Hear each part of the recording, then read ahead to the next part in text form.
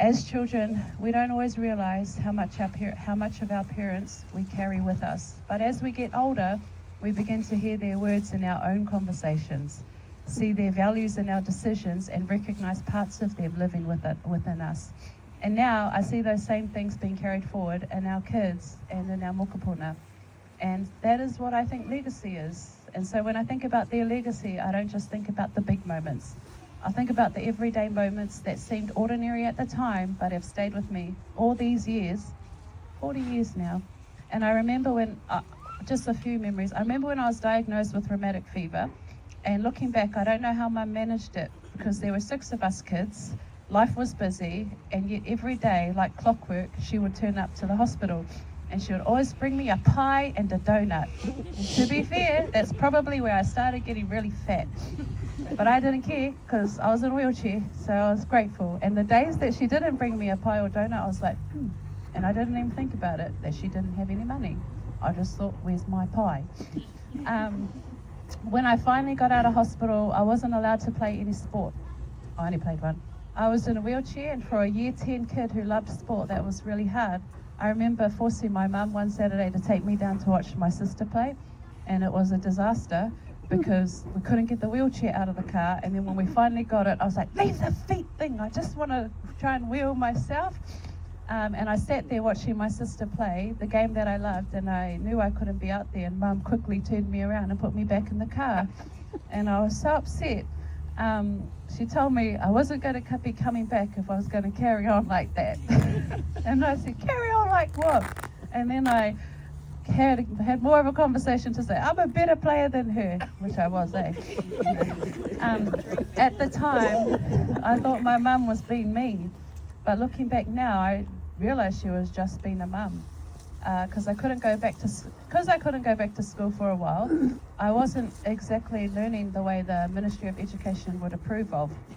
I had to be like sort of homeschooled, but I wasn't being homeschooled the way I think I should have been. But I can tell you everything there was to know about Hope and Bo Brady, Roman Brady, Dr. Marlena, and Victor Kyriakis. Every single episode of Days of Our Lives opened with these famous words, like sands through the hourglass. So are the days of our lives. And this morning, while I was trying to work out how do I spell Kyriakis? Do you remember him, the evil guy? I discovered the meaning behind that actual introduction. It's about the passage of time, family, legacy, and the human journey. How fitting. And then for periods 4 and 5 of my day, Mum would hand me over to Whaia Riki, and her program, the Riki Lake Show. And then and my adventure and lessons continued, while she would often have conversations with my Auntie Bina. If it wasn't on 3460-803, it was at the coffee table. And then I graduated to the Bold and the Beautiful, which often was at 3 p.m. or 3:30. And that was my education growing up. And look at where I am today. I thought it was quite well. Thanks, Mum. I also remember my first job delivering the Herald. Now, if you don't know what that is, it's the paper early in the morning. And there were 11 houses that I had delivered to. But it meant being up at 5:30 every morning, 6 days a week. And I hated getting out of bed, but I loved my $21 I would get for pay. My mum never complained, because I also never walked or biked, because I would often I had rheumatic fever, remember? So I can't get my heart rate up. So Mum would drive me every day. She would wake up, have the van running, the heater on, ready to go. That's if the van would start, actually. Often I would have one of my brothers sit in the front middle seat, and sometimes I would pay them $5 to do the job because they couldn't be bothered. A bit like Maria, probably owe them money. But other times Mum would just do it by herself, because I would pretend I couldn't get up, even though I heard her. And she would do it, and that's just who she was. She made things happen for us. And if we're talking about Mum, we have to talk about her cooking. Her chicken curry, her beef stroganoff, her fry bread, her fry-ups, her roasts, her famous quiche, her sting pudding. Mum fed people through food, and I still laugh remembering one Valentine's Day when Dad bought her a new stove and oven. Only Dad could somehow make kitchen appliances a romantic gift. And Dad was a man of very few words. As a kid, I thought he was quiet, and then I thought he was just weird. As I got older, I realized he simply spoke what needed to be said. Nothing inflated, probably like what I'm doing now. Nothing exaggerated, he just spoke. And Dad was also one of the most organized people I knew. Everything had its place. His clothes were ironed and hanging up all the time. His shoes were always polished, which meant ours also had to be polished. His side of the room was always spotless. Mum's side, well, let's just say it reflected a different organisational system. And for the most part, Dad was never rushed. But when he was, we all knew, usually because of the way he was driving. And it was normally Mum's fault. I also discovered as an adult that back in the Leslie Avenue days, my mum and Dad grew a bit of weed. I remember thinking as an adult, you guys were naughty. That's a naughty thing to do. They didn't sell it though. It was just for themselves. And then I realised that's why we also had a dog, was to warn off people who might take it. I was like, I thought we just had a dog because his dog's name was Click and we had a dog. But it wasn't. He was a security, not for the house or for the kids, but for their weed.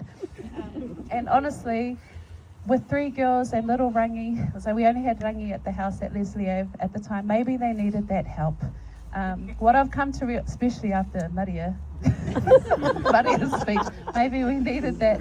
What I've come to realise is that Mum and Dad were just like all of us. They were learning how to do life, learning how to raise 6 children, learning how to love each other, learning how to navigate the challenges that came their way or would continue to come their way. And somehow through all of that, they gave us the very best that they could.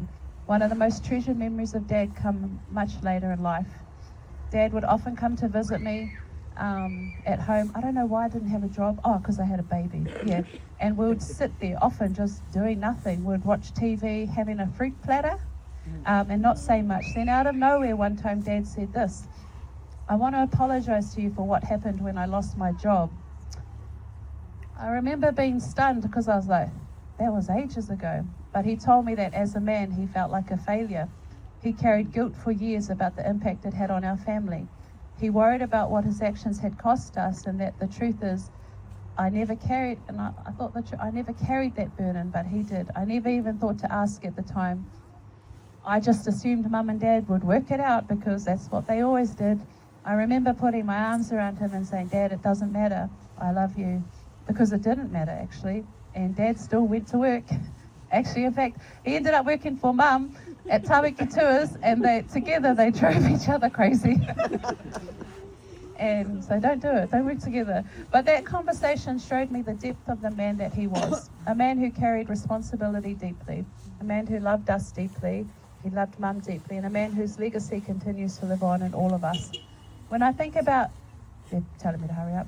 When I think about legacy, I also think about the taonga many of us wear today. Got mine, this is Mum's one. They're not simply carvings, they were designed and carved by Dad's own hands. Every line, every pattern, every detail was shaped by him. There was no machinery, no shortcuts, just patience, skill, dedication, and so much love. Anyone who has carved by hand knows the labour that goes into creating something like this, and the hours spent shaping, refining, and perfecting each piece. Literally, there is blood, sweat, and tears in every single one that he carved. Today, I get to wear Mum's taonga, and as I wear it, I'm reminded not only of her, but of them both. They are priceless to our whānau, not because of what they are worth, but because of whose hands created them and whose lives that they represent.